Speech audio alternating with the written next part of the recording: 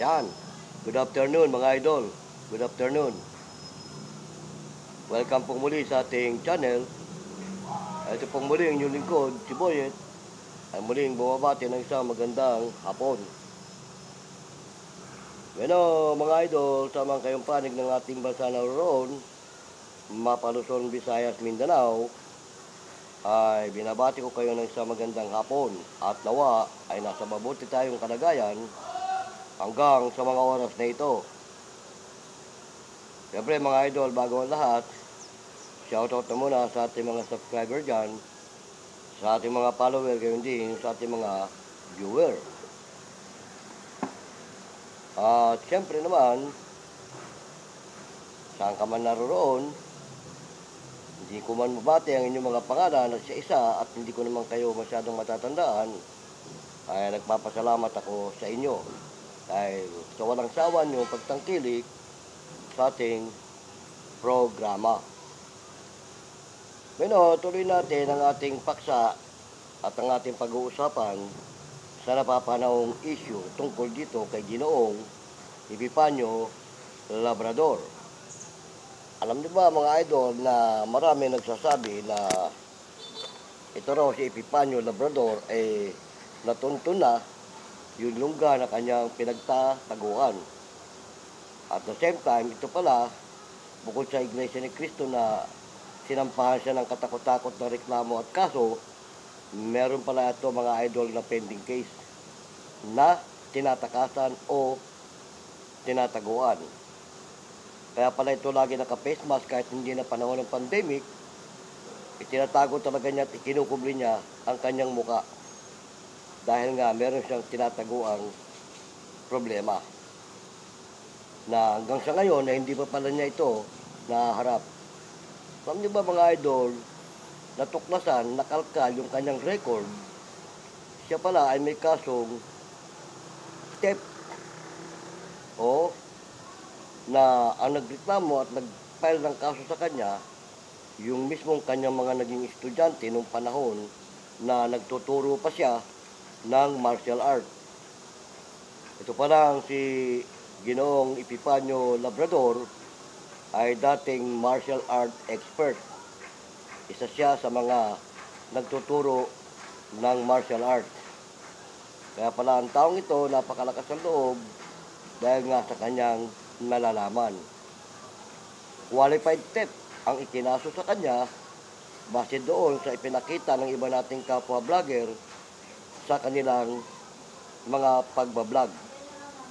At sa bahaging yun, lumabas din ang tunay na pangalan nitong si Epifanio Labrador. Ang tunay na pangalan niya pala ay siya si Richard B. Palacio. At yung kaso na nadiskubre sa kanya, ito pala ay doon sa lugar ng Negros Occidental, sa Silay. Negros Occidental. Siguro yung lugar na yan, sakop yan ng Bacolod. Oo, sa Silay siya. Bisaya pala talaga ito si Ginoong Richard B.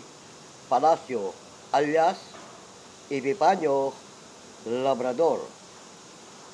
Isipin nyo mga idol, may pending case pala siya na dapat niyang harapin na tinataguan niya. Gumawa na naman siya ng panibagong kaso. Mabuti nga doon sa una niyang tinaguang kaso, medyo nabibinbin na yata yun o napagtatakpan na at nababaon na kaunti-unti sa limot. Ngayon ay muling mabubuhay at makakalkal na dapat niyang harapin dahil nga sa ginawa niya sa Iglesia ni Cristo, lalo sa pamunuan. At nadiskubre pa mga idol, yung mga binibintang niya sa Iglesia ni Cristo, na mga Iglesia ni Cristo daw ay kriminal, mamamatay tao, sa kanya pala ito bumabalandra. Bakit? Napag-alaman at natuklasan, isa pala siyang hitman, bayaran, at marami na siyang itinumba. Kaya ngayon, sa kanyang ginawa, siya mismo ang nangangamba na baka siya naman ang ito tumba. Pero kung inaalala niya ng Iglesia ni Cristo ang magpapatumba sa kanya, dahil sabi niya maraming kriminal sa Iglesia ni Cristo, At ang banggit pa nga niya doon, Iglesia ni Manalo. Hindi raw niya kinakalaban ang tunay na Iglesia ni Cristo. Ang kinakalaban niya ay yung mga Iglesia ni Manalo na pinamumunuan daw, pinamumunuan nitong si kapatid na Eduardo B. Manalo. Ngayon, ang tanong nga ng iba, saan niya nakuha yung pangalang Iglesia ni Manalo? Wala namang nakatala mula pa ng pasimula na Iglesia ni Manalo, kundi Iglesia ni Cristo.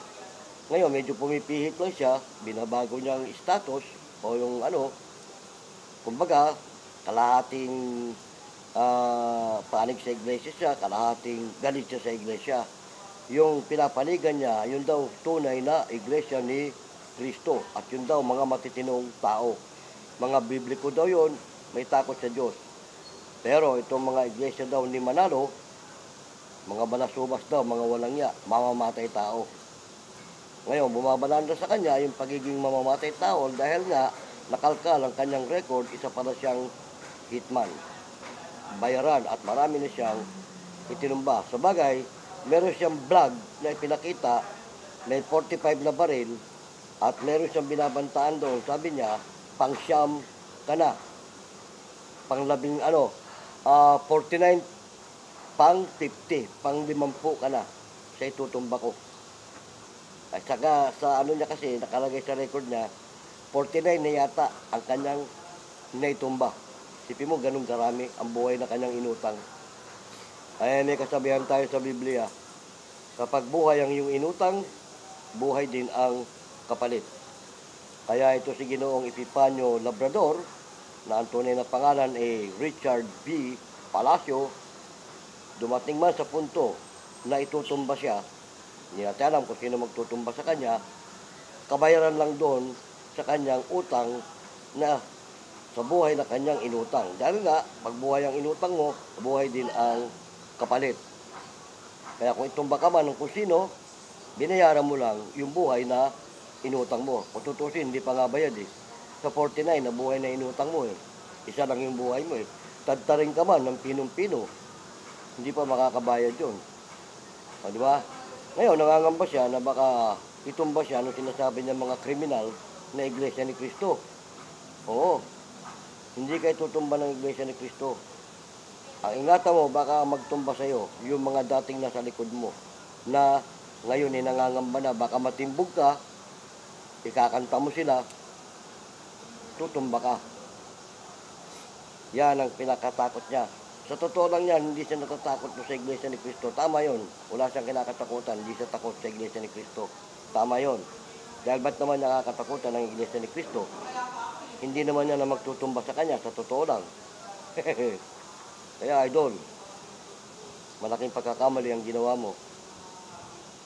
Kasi pinasukan mo ang isang bagay na hindi mo muna pinag-isipan at hindi mo muna pinag-aralan. Nabanggit ko na yan sa mga una kong video, bago mo pasukan ng isang bagay, pag-aralan mo muna at pag-isipan mo kung ano ang kahihinatnan. Kung ikaw ba ay mapapabuti o mapapasama.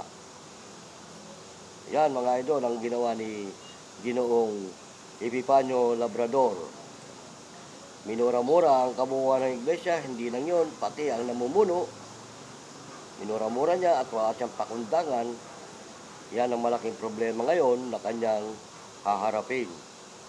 Dahil mula nung ginawa niya yan at kinakasuhan na siya, nakalkal pati yung dati niyang pending case. Oo, may mga pending case pala ito. Kaya yan, magpapatong-patong na yan. Delikado na talaga ang sitwasyon mo. Pero bibilib ka, hindi pa rin siya tumitigil. Panay pa rin talaga ang batikos niya sa iglesia. Bagamat may mga pinakitang video na umiiyak siya, nagdadalamhati siya na tila wala na raw, nasa likod niya, wala na raw gustong tumulong sa kanya. At sasabi pa niya, baka iniwan na siya sa ere. Oh, yun yung sinasabi natin ng mga nakaraang video. Kapag masasabit na lahat ng mga nasa likod mo, sa ginagawa mong pag ganon-ganon, pag masasabit yan, iwanan ka sa ere. Itatanggi ka niyan. At yan ang hinala ng iba natin mga kapwa vlogger, baka yan ang magpatumba sa iyo, hindi ang Iglesia ni Cristo. Tama yung sinabi mo, hindi mo dapat katakutan ng Iglesia ni Cristo. Dahil hindi yan ang magpapatumba sa iyo. Dinadaan sa legal, kailangan madampot ka, mahuli ka, panagutan mo yung ginawa mong kasalanan. Ngayon, nandiyan ka na, nakasalang ka na sa ganyang mga bagay, ay harapin mo na lang yan.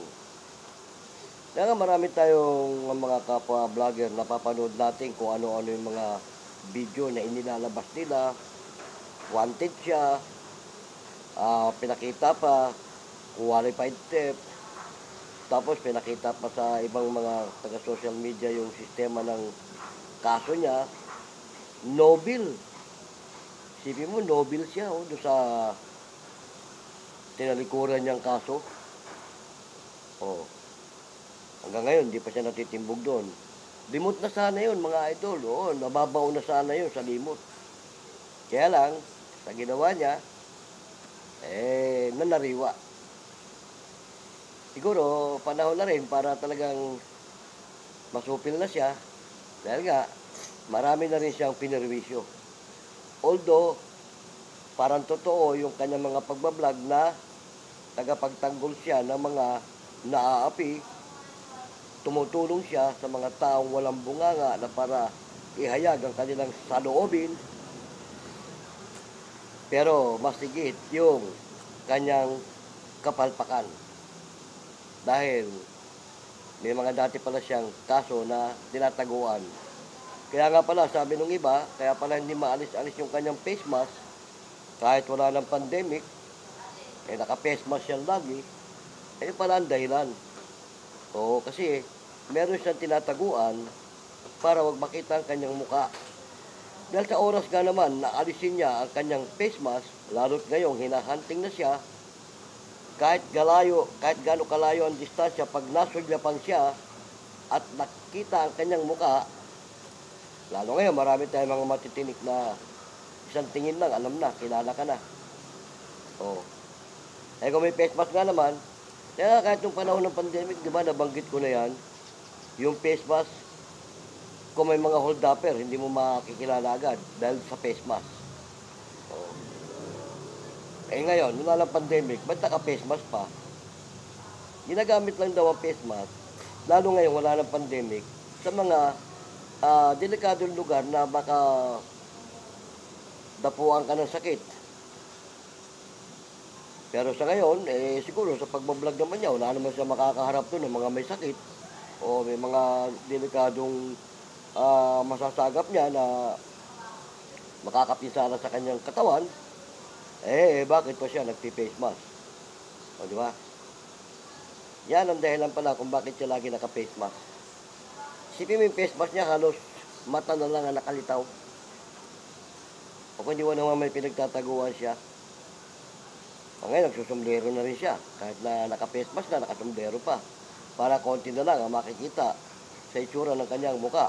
Kulang na nga lang, mag-sunglass pa ng ganito para lalong hindi na siya maklaro diba?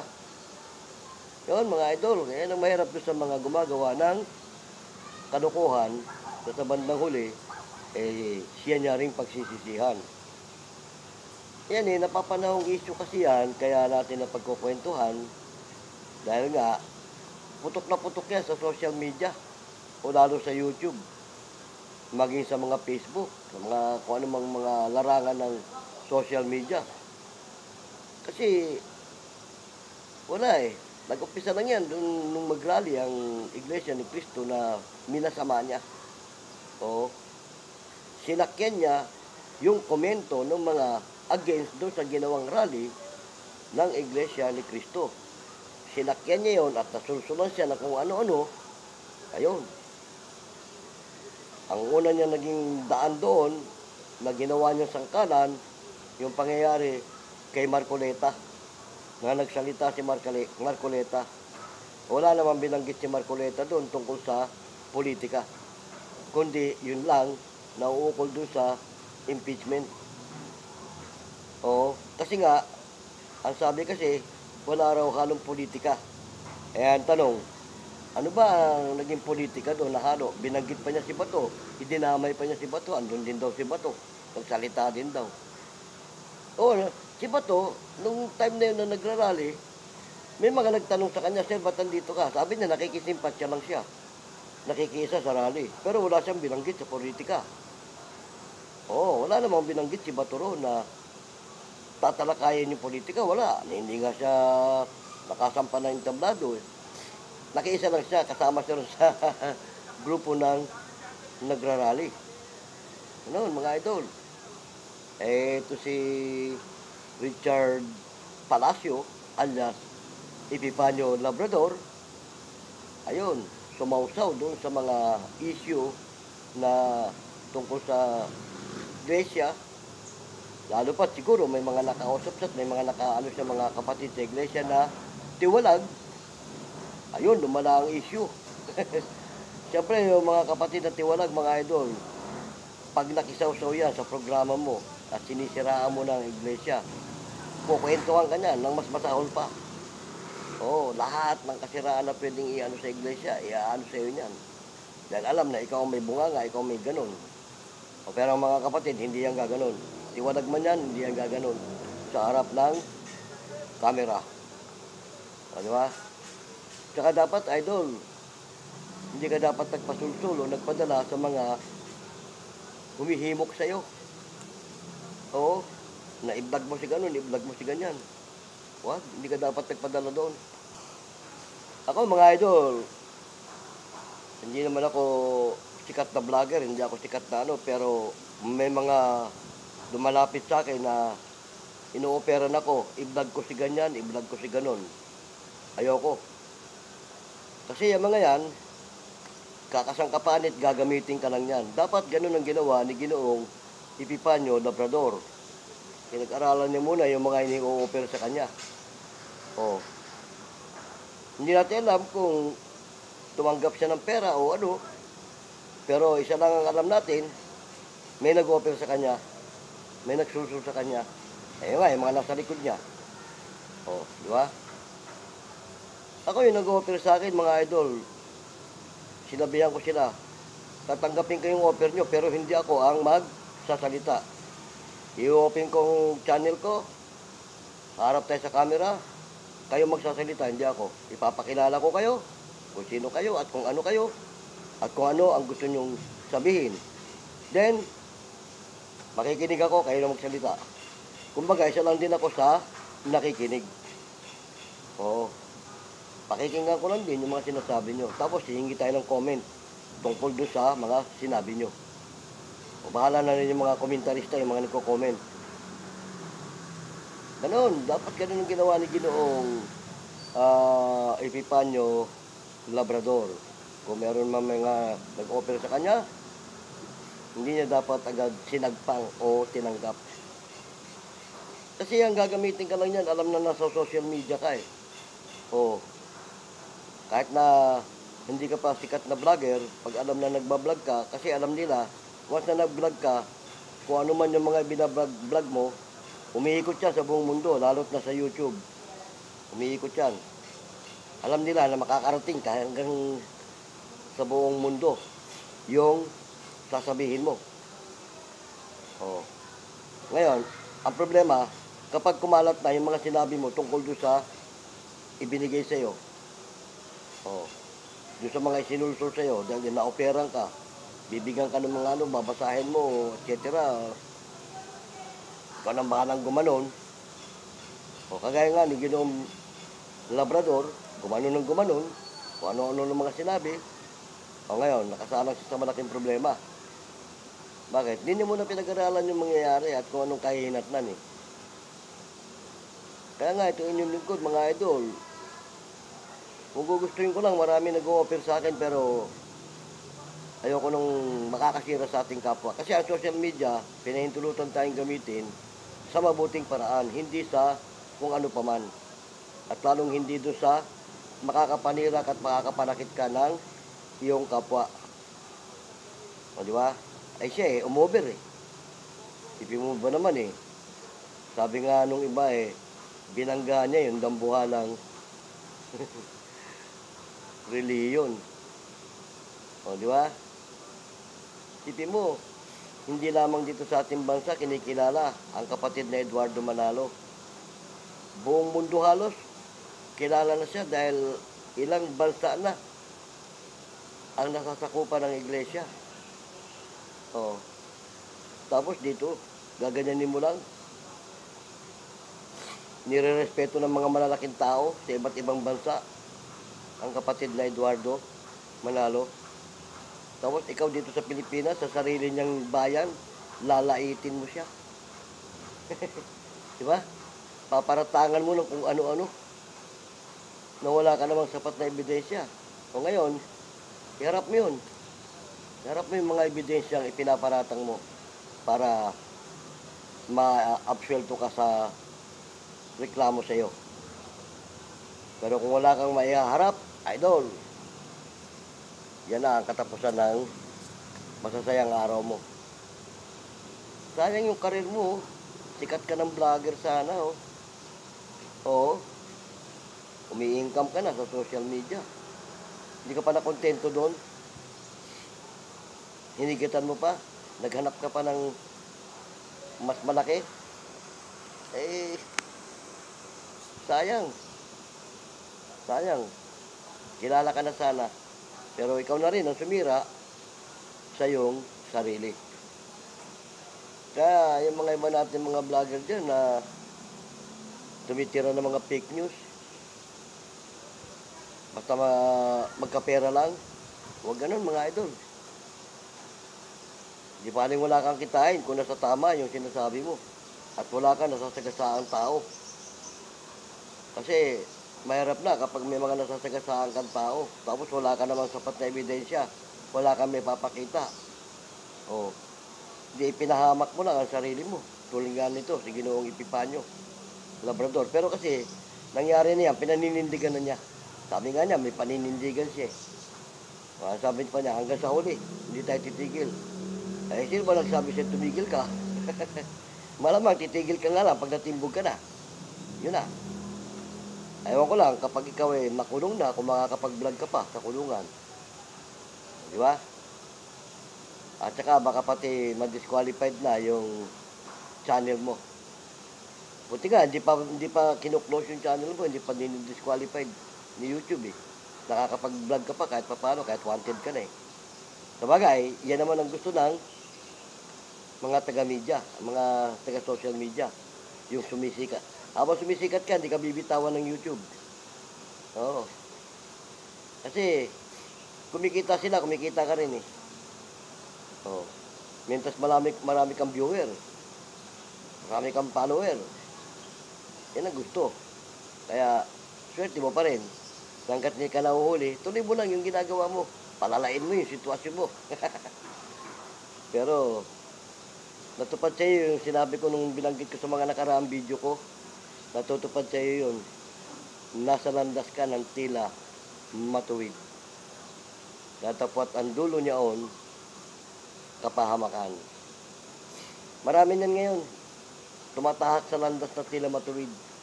Oo. Nakakaawa lang kasi hindi nila napapansin, nakakasangkapan sila ng Diablo. Oo. Mga idol, pag-aralan yung maiging ginagawa nyo, baka nakakasangkapan na kayo ng Diablo sa bandang uli, mapapahamak kayo. O, di ba? Tama. Kagaya ni Ginoong Labrador, o, di ba? Hindi niya napansin. Hawak na siya ng Diablo. Ngayon, nananalangin. Pinapanalangin siya ng kanyang mga follower. Kamag-alala, pinapanalangin ka namin. Tapos sabi pa niya bakit daw, nung minura-mura daw ni Digong, yung Diyos, bakit daw hindi kami nag-react? Hindi nag-react ang iglesia. Bakit daw nung murahin si kapatid na Eduardo Manalo katakot-takot ang react? Mas dinudiyos pa raw namin si kapatid na Eduardo kaysa doon sa tunay na Diyos. Idol, ikaw tira ka lang ng tira, talagang totoong wala kang alam sa ano ng iglesia. Ang iglesia ni Cristo hubog sa aral, lalo't pagdating sa pananampalataya, hubog sa aral ng Diyos ang Iglesia ni Cristo. Ikaw na rin may sabi, ang mga tunay na Iglesia ni Cristo, matitino. Mga mananampalataya at may takot sa Diyos. Ikaw may sabi noon, pero hinahati mo, Iglesia ni Manalo. Galit ka sa Iglesia ni Manalo. Ikaw lang may sabi noon, Iglesia ni Manalo. Pero wala kang makikita sa Biblia na Iglesia ni Manalo. Yan, kaya, ayaw kung saan mo nakuha yung mga ganong tirada mo, idol. Basta ka lang tira pasok.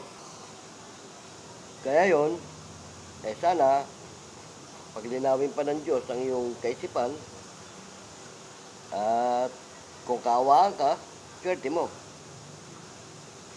Kung hindi, at talagang itinilaga ka na sa ganyan, wala ka na. Ang ganyan ka na talaga. May mga kapatid tayo sa iglesia na talagang atat na atat sa iyo. Gustong gusto kang makita ng personal. Kasi nga, lagi ka nakamaskara, lagi ka nakamas. Pero ngayon, doon sa mga ibang ng social media, nilantad na yung mukha mo. Kahit ako, nakita ko na yung mukha mo. Yan ngayon, tinanggalan ka na ng maskara, may mga lumabas na sa social media na wala kang face mask. At nakita na ang tunay na anyo mo. Kaya lalong, mas madali ka nang matitimbog ngayon. Kasi nga, tinanggalan ka ng face mask . May mga video na ipinakita na wala kang face mask. Kaya yon, dumating man yung punto na talagang titimbugin ka na, sabi ko nga doon sa mga una kong video, kung hindi ka marunong umiyak, sa pagkakataong yan, matututo kang umiyak. Pero nakita ko nang umiyak to. Meron siyang video na lasing siya nun . Nagdadalang mati siya. Tila raw wala na siyang kasama. Parang nag-iisa na lang siya. Umiyak na siya. Kung may mga nakapanood sa inyo ng video yun, mga idol, umiyak siya doon. May mga video siya na lasing siya . Meron pa kasing video, hawak niya mismo yung bote ng gin. Di ba? Kaya nga, parang siya na rin talaga ang gumagawa ng ikasisira niya. Sipin mo, magbablog ka, nakainom ka. Sige. Diba? Ano na ibig sabihin nun? Pinapakita mo talaga sa madla na ikaw hindi matinong tao. Kung magdadalamhati ka man, dinadaan mo sa inom, hindi mo na dapat ilabas sa social media. Pero ang bibiliban mo sa kanya, mga idol, bagamat nakainom siya, hindi talaga niya inaano yung sarili niya na matino siya. Yun ang bibiligan mo sa kanya. Hindi niya kinakanta yung kung sino ang nasa likod niya. Hindi nadudulas yung bunganga niya. Ingat na ingat siya. Dahil dapat lang pag-ingatan niya yun. Dahil oras na madulas ang bunganga niya at maikanta niya kung sino nasa likod niya, diyan na siya mapapadali. Dahil siyempre, yung integridad ng tao na ibubulgar niya, hindi papayag yun na masira lang ng dahil sa kanya. Di ba? Kaya yun, mga idol, dapat mag-iingat ka. Kasi nagpapakasangkapan ka doon sa hindi maganda . Kaya nga yung mga ganyang pangyayari, talagang wala ka ibang masisisi kundi ikaw. Dahil ikaw may gawa niyan . Hindi naman kung sino. Di ba? Kaya ngayon mga idol may mga nambabas sa atin tungkol sa sistema ng gantong ibinubulgar natin yung sistema ng ni Epifanio Labrador. Hindi naman natin gusto mangyari yun dahil siya rin naman ang may kagustuhan nun. Ginawa niya yung mga ganun bang bagay. Pagkatapos tayo mga vlogger na naghahayag ng kanyang mga ginawa, tayo ngayon ang ibabas, tayo sisisihin. Di ba? Mali yun, mga idol. Kagaya nung nagsalita sa akin, binas niya ako, sabi niya, Tatang, tumigil ka na lang, manahimik ka na lang, wala ka namang alam. hindi mo alam ang mga malalalim na pangyayari. Parang siya, alam niya yung malalim na pangyayari. Alam mo ba pangyayari sa Iglesia ni Cristo at kumakampi ka dyan? Oh. Alam mo ba yung mga pinagsasabi ng idol mo o yung amo mo o yung pinagtatanggol mo? Oh. Eh kami sa Iglesia ni Cristo, alam na alam namin kung ano mga pinagagagawa niya. Kinakalaban niya ang buong Iglesia. Oh. Salamat na nga lang siya at pinaubaya lang ng aming tagapamahalang pangkalahatan ang kanyang problema sa ating batas. O, kasi kung gustong ilagay ng Iglesia ni Cristo ang batas sa kanilang mga kamay, matagal ka nang wala. So, sigurado, sa dami ng Iglesia, mag-uunahan yan na hanapin ka. Pero, kasi nga, may batas tayo na dapat umusig sa iyo.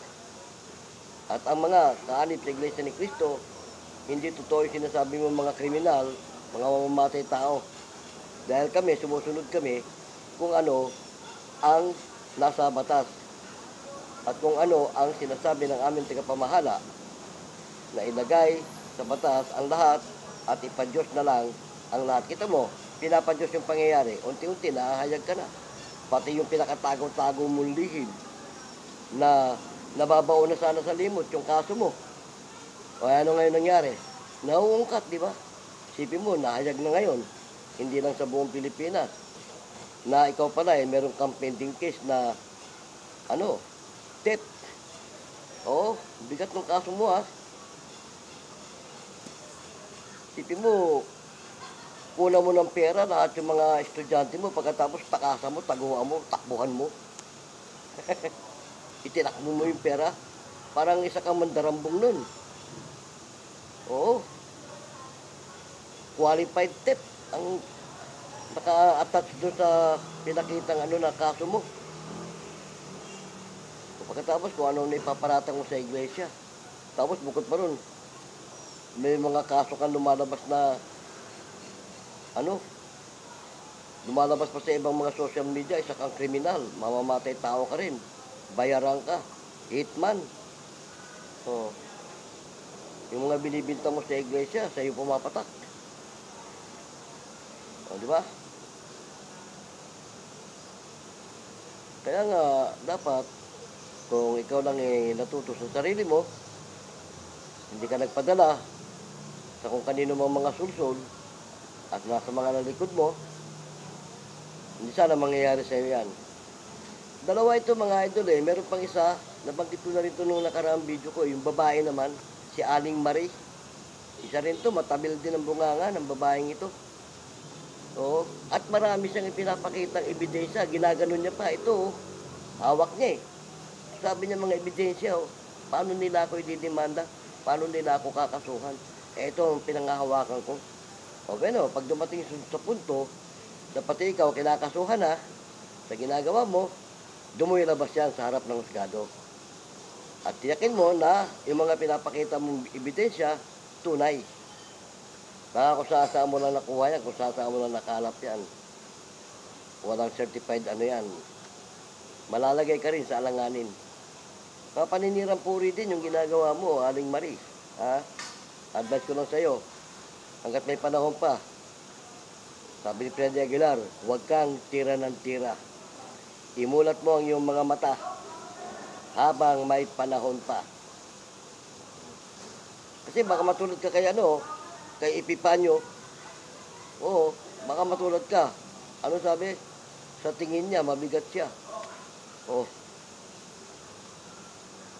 Ganoon mga idol, kasi wag natin gamitin ang social media na sa pangsarili lang natin, sa silakbo ng damdamin mo, galit ka kung kanino, galit ka kung saan, galit ka sa gobyerno. Wag. Kasi kahit na binigyan tayo ng kalayaan na magsalita, yung tinatawag na freedom of express, may hangganan. Oo, may boundary yan. Hindi ko mo pinahintulutan ka ng gano'n. Pag below the belt na yung mga ginagawa mo, may batas tayo dyan. Pwede ka na makasuhan dyan ng libel, or defamation, o kung ano-ano pa. O, di ba? Ay sabi nga, bakit ikaw, sabi niya, kung ano-ano mga sinasabi mo sa pagbablog mo. Yung mga sinasabi ko dito sa pagbablog na ganito, base na rin sa kapwa natin mga vlogger at hindi lang iisa ang nakakapanood nun. Hindi lang ako. Hindi lang ako nakakapanood, kaya ko itinidiscuss din dito. Marami, kalat sa buong social media ang pangalan ni Epifanio Labrador at yung kanyang ginawa. O ngayon, paano ako ilalabel? Hindi lang naman ako ang naghahayag sa social media niyan. At yan, kalat talaga. At talagang ginawa niya yan. Kasi minura niya Iglesia ni Cristo, di ba? Tama? Kailangan pa ba ebidensya doon? Kitang-kita na nga sa social media yung ginawa niya isa ako sa Iglesia ni Cristo, kasama ako sa minura niya. Sabi niya, kayo mga putang ina niyo, mga iglesia kayo ni Cristo, iglesia kayo ni Manalo. Sipin mo. Ang lulutong ng mga pagmumura niya sa iglesia ni Manalo. Kaya itong bandang ulit, sinasabi niya, hindi niya minumura iglesia ni Cristo. Iglesia lang daw ni Manalo. Sige, anong iano sa akin na libel ako, or defamation, paninirang paninira ba yun? Sa bunganga niya nang gagaling, pinagmumura niya kaming mga iglesia ni Cristo. Lahat, buong mundo na may iglesia ni Cristo, damay doon sa ginawa niya, sa pagmumura niya. Lalo na yung ginawa niya sa kapatid na Eduardo B. Manalo, tagapamahalang pangkalahatan ng iglesia. Minura niya ng katakot-takot. Sa bunganga niya nang galing yun, bakit kami ang kakasuhan? Inihahayag lang namin yung mga sinabi niya at yung mga ginawa niya. Di ba? Siya na nga, hindi na nga siya nahiya Hindi siya natakot ihayag yung ginawa niya na alam niya, magkakakaso siya ron. Mga idol, kaya yung mga nambabas niya sa mga kapwa nating vlogger, kagaya ko at yung iba pa na binabas ninyo, idol nyo si Epifanio Labrador, tuloy nyo lang yan. At hindi kayo kakulangan sa amin. Hindi kayo kawalan. Ibas nyo man kami ng ibas. Nagpapasalamat ako sa inyo dahil karagdagan kayo sa aking mga viewer. Ano ba? Karagdagan viewer kita, idol. Ilan man kayo na nagbabas sa akin, papasalamat ako sa inyo. Hindi ako nagagalit. At saka pinasasalamatan ko kayo kasi karagdagan viewer ko kayo Hindi nyo ako mababas kung hindi kayo papasok sa channel ko. Di ba? Tama. Kung hindi kayo papasok sa comment section, hindi nyo ako may babas. Ngayon, pag pumasok ka, hindi ka man nag-subscribe sa channel ko, naging viewer kita. Binuksan mo yung channel ko Pinanood mo Kaya ka nag-comment dahil napanood mo Once na napanood mo yung channel ko, ibas mo man ako, viewer na rin kita. Kaya nagpapasalamat ako doon sa ating mga viewer. Basher man yan o hindi. Salamat na marami sa inyo dahil kung wala kayo, wala rin kami dito. Di ba? Tama. Kaya doon sa mga basher na yun, salamat Kasi kung hindi naman sa inyo, wala rin kami. At yan, mga basher na yan ang magpapatatag ng aming channel. Tsak, may kukontra din sa inyo yung mga ginagawa niyong pagbabas. May kukontra din hindi man kami na binabas ninyo ang kukontra sa ginagawa nyo, may kukontrang iba dyan. Ganun lang yan, mga idol. Naman, napagkukwentuhan lang naman natin yung mga ganyang pangyayari kasi nga, napapanahon. Napapanahon at kalat sa social media itong si Ginoong Richard B. Palacio alias Epifanio Labrador. Yan alam na sa buong Pilipinas na kaya siya lagi naka-face mask, meron siyang tinataguang kaso. Na sana, kung hindi niya ginawa itong pangyayari nito na tungkol sa iglesia, hindi sana mabubulgar pati yung pinakatago-tago niyang kaso. Hindi sana makakalkal yun at hindi sana mahayag yun. Limot na nga sana, ang tagal na siguro maray, nung nagsampa ng kaso, pinabayaan na rin. Wala nangyari. Hindi siya natutugis, hindi siya nahuhuli. Kaya lang nabulgar ulit ngayon niya kasi nga kinalkal na yung record niya. Siyempre, nag-file ng kaso ang iglesia. Kakalkalin ngayon yung record niya. Siyempre, ang pang-alam ng lahat, Epifanio Labrador siya dahil yan ang pinagkakalandakan niya. Hahanapin ngayon kung sino yung Epifanio Labrador. At kung ano talaga ang tunay ba niyang pangalan yan. Pag kinalkal kasi ang social media, hindi po pwede sa social media yung yung nagdi-disguise ka lang ng pangalan mo. Eh, paano ka sasahod sa social media kung hindi mo tunay na pangalan yung dadalin mo? O, di ba? Paano kung ngayon, ma-registered o ma-recognize kung hindi mo tunay na pangalan? Lalo pa sa Google. Tandaan nyo mga idol, hanggat may social media, hindi ka pwedeng magtago.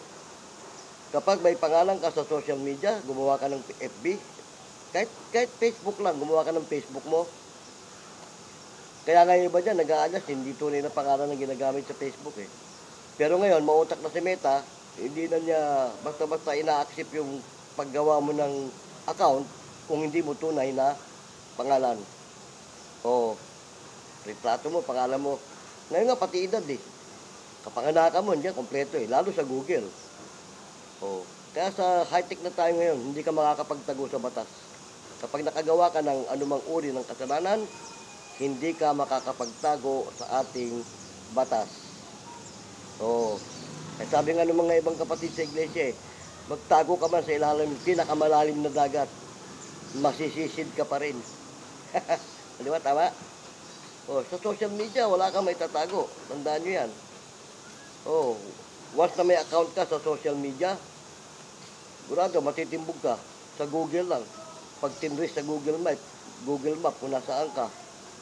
Kaya nga, na-trace Epifanio kung nasaan siya. Kaya lang, parang palaka ito, patalon-talon. Sige, pag nagsawa ka ng katatalon-talon, kahit saan ka tumalon, susundan ka. Matitrace ka.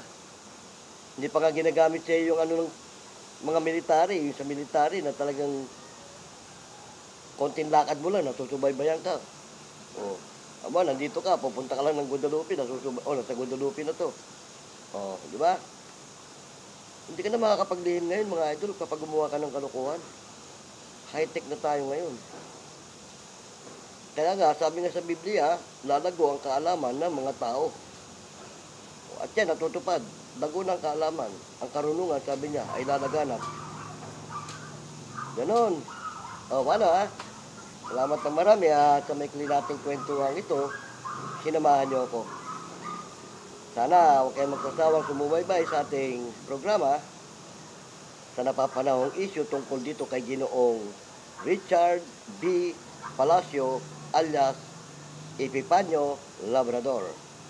O kung may mga comment kayo mga idol, lagay nyo lang sa comment section at kung may mga katanungan kayo para sa mga susunod nating video, matalakay natin. O ito pong muli, ang inyong lingkod, si Boyet ng Vlogs TV ay pansamantalang nagpapaalam. Hanggang sa muli, paalam!